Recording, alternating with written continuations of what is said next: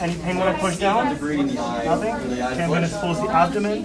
Faced with real-life scenarios, paramedics from around the world were competing for top honors during the 8th Annual National Paramedic Competition held at UOIT on Saturday.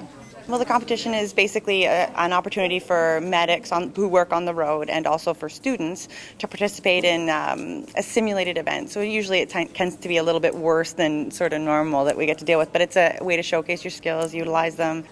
There were paramedics from all across Ontario and even the Netherlands competing. Since they were all coming into the competition clueless about the individual scenarios, the only way to prepare was to practice their overall skills. Practice as much as we possibly could. You know, we're trying to get into the labs with our instructors and stuff like that, and just trying to stay on the top of our game as best we can.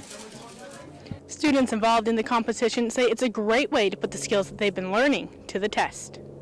Kind of just like everything we've drilled in practice, like it's hard to kind of step back and think outside the box, so you kind of, that's what like good foundation and everything helps with, is just stick to like the roots that you know, and then if you're having trouble with something, then you can kind of step back and say, okay, just what's not working, what do we need to do differently, things like that. But it's a lot of just reaction rather than planning ahead. A few of the scenarios the paramedics were dealing with included a tornado blowing through town, a mining accident, and a pesticide poisoning. It's an organophosphate poisoning. There are two patients. They have broken into a pesticide warehouse. The one patient falls over a barrel of pesticide and gets covered in the product. The second patient is their friend, comes in and rescues them, realizes that their friend is really sick. They are quite short of breath and displaying all the signs of the toxicity of organophosphates. They take them to the team, which is set up in an EMAT tent or a rescue tent.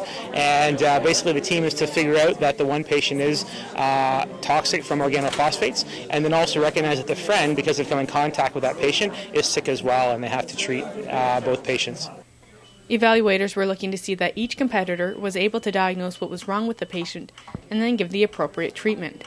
In Oshawa, Mandi Hargrave reporting.